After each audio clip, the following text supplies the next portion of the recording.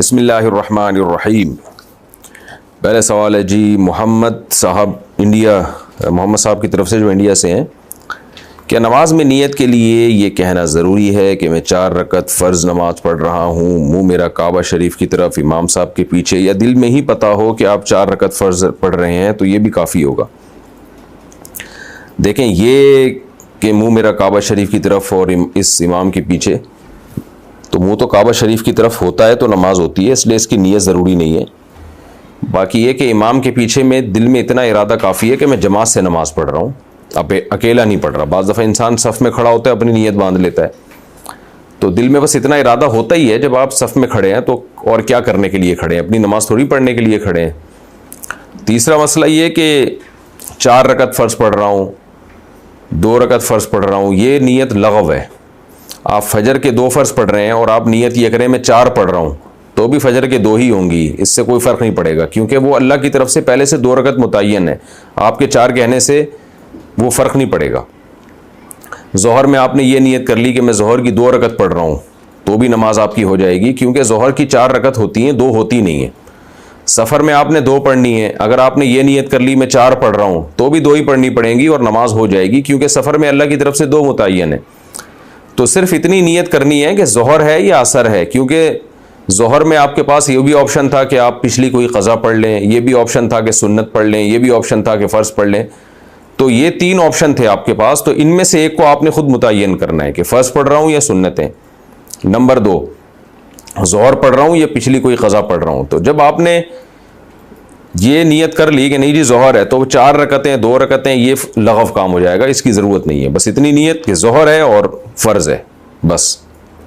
یعنی فرض سے میری مراد کہ ظہر ہے، آج کی ظہر ہے، یہ بھی ضروری نہیں کہ فرض ہے، کیونکہ ظہر تو ہے ہی فرض، تو سنت نہیں ہے۔ سنتیں پڑھ رہے ہیں تو دل میں یہ نیت ہو کہ یہ ظہر میں سنت پڑھ رہا ہوں، میں فرض نہیں پڑھ رہا، تو بس اتنی کافی ہے۔ آج کل نیتوں میں بہت زیادہ غلو ہونے لگا ہے۔ نماز پڑھنے اور نہ پڑھنے والے کی قبر کیسی ہوگی؟ اگر ہم نماز نہیں پڑھیں گے تو کل قبر میں ہمارا کیا حال ہوگا؟ اور اگر ہم نماز پڑھیں گے تو ہمارا قبر میں کیا حال ہوگا؟ دوبارہ وہی حال، 2 دفعہ قبر میں حال پوچھنا چاہ رہے ہیں آپ۔ اسماعیل صاحب انڈیا سے۔ اچھا، اگر نماز پڑھیں گے تو کیا حال ہوگا، نہیں پڑھیں گے تو کیا حال ہوگا؟ نہیں پڑھیں گے تو چترول لگیں گے آپ کے، پڑھیں گے تو قبر کشادہ ہو جائے گی آپ کے لیے، اللہ تعالیٰ کی طرف سے رحمت ہوگی اور سکون ہوگا۔ یہ تو حساب و کتاب ہوگا نا، جس میں سب سے پہلے ہے ہی نماز، تو اس میں نماز ہی میں پورے نہیں اترے تو قبر کے عذاب تو احادیث میں ہے، آگ کا عذاب ہے، قرآن میں آتا ہے نا، فرعون کو اللہ نے پانی میں غرق کیا اور آگ میں داخل کر دیا اس کو، النار یعرضون علیہا غدوا وعشیا، صبح و شام آگ میں جلایا جاتا ہے۔ تو قرآن سے پتہ چلتا ہے کہ قبر میں بھی آگ کا عذاب ہوتا ہے۔ اللہ تعالیٰ ہم سب کو محفوظ رکھیں۔ عورتیں ٹوٹے ہوئے بال کہاں پھینکیں؟ عورتیں جو کنگھی کرتی ہیں اور ان کے جو بال گرتے ہیں، جب وہ اکٹھے ہو جاتے ہیں تو انہیں کہاں پھینکیں؟ نیز ہمارے ہاں برتن دینے والی آتی ہے تو ہمارے کچھ رشتہ دار بال دے کر وہ برتن لیتے ہیں۔ استغفر اللہ، کیا یہ صحیح ہے؟ میمونہ خوشاب سے، یہ تو بالکل ہی غلط ہے، بال دے کے برتن لینا۔ تو باقی خواتین کو چاہیے، دیکھیں اس میں کوئی، ویسے تو کہیں بھی پھینک سکتی ہیں، بال ہیں کہیں بھی پھینک دیں، لیکن ایک حیا کا تقاضا ہے کہ ان بالوں کو کہیں چھپا دیا جائے، کیونکہ جسم سے نکلا ہوا حصہ ہے، اور عورت کے بال ہے تو بہتر ہے، فرض واجب نہیں ہے، بہتر ہے کہ ان بالوں کو کہیں مٹی میں دفن کر دیا جائے یا کسی ایسی جگہ پھینکا جائے جہاں نظر نہ پڑے لوگوں کی، ایک بہتر کی حد تک ہے، یہ کوئی فرض واجب حکم نہیں ہے، ورنہ جہاں چاہیں پھینکیں، لیکن گٹر وٹر میں نہیں پھینکنا چاہیے۔ انسان کے جسم سے نکلا ہوا ایک حصہ ہے، تو اس کا اتنی بے اکرامی اس کی ٹھیک نہیں ہے کہ اس کو گٹر میں پھینک دی، جیسے ناخن کے بارے میں بھی ہے کہ گٹر میں نہ پھینکے جائیں، کیاری میں پھینک دیے جائیں۔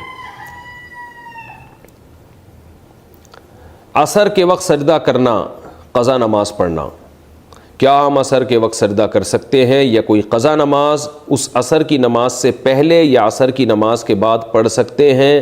قرۃ العین، عصر کی نماز کے بعد آپ سجدہ بھی کر سکتے ہیں اور قضا نماز بھی پڑھی جا سکتی ہے، ہاں نفل نہیں پڑھ سکتے آپ۔ البتہ جب سورج بالکل غروب ہونے کے قریب ہو سورج غروب آفتاب سے تقریباً یعنی ایک نیزہ بلند ہو، جب اس کی تپش کم ہو جاتی ہے تو اس وقت سجدہ کرنا بھی مکروہ ہے، اور فرض نماز قضا کرنا بھی اس وقت مکروہ ہے۔ اس وقت صرف اس دن کی عصر کی نماز آپ پڑھ سکتے ہیں اگر نہ پڑھی ہو، اور اتنی تاخیر پھر بھی جائز نہیں ہے۔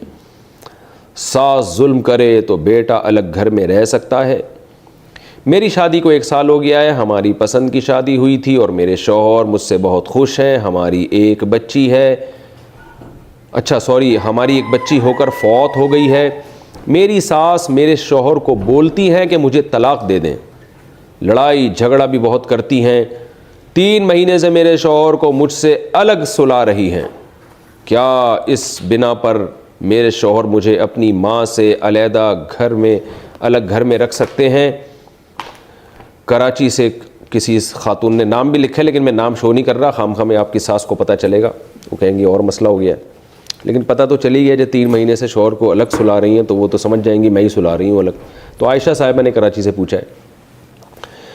دیکھیں اصولی طور پر تو ایک طرف کا بیان سن کے فیصلہ نہیں کیا جا سکتا، آپ کی ساس کا بھی بیان میں سنوں گا تو فیصلہ کروں گا غلطی پر کون ہے، آپ ہیں یا وہ ہیں، لیکن بالفرض اگر ایسا ہو رہا ہے، دیکھیں اصولی طور پر اللہ نے والدین کا اتنا حق بیان کیا ہے کہ نبی نے فرمایا کہ ماں اگر بیٹے کو حکم دے کہ بیوی کو چھوڑ دو تو حکم ہے کہ چھوڑ دے اس کو، لیکن علماء کہتے ہیں یہ اس صورت میں ہے، کیونکہ حدیث سے پتہ چلتا ہے کہ اس صورت میں ہے کہ بیوی بہت زیادتی کر رہی ہو شوہر کی ماں کے ساتھ، تو پھر ایسی صورت میں تو اگر آپ بہت زیادتی کر رہی ہیں شوہر کی ماں کے ساتھ، ساس کے ساتھ بہت ظلم کر رہی ہیں، تو پھر تو ماں کا مطالبہ ٹھیک ہے، لیکن اگر ایسا نہیں ہے، آپ نارمل زندگی گزار رہی ہے جیسے سب گزارتے ہیں، اور ساس نے آپ پر کام کا بہت زیادہ بوجھ ڈالا ہوا ہے، یا وہ آپ کے ساتھ خامخواہ میں آپ کو ٹارچر کر رہی ہے، تو پھر یہ ساس کی طرف سے زیادتی ہو رہی ہے، اور ایسی صورت میں شوہر پر لازم ہے کہ وہ بیوی کو ساس سے الگ گھر لے کے دے، بالکل سیپریٹ انتظام کرے اس کے لیے، اگر وہ نہیں کرے گا تو گنہگار ہوگا۔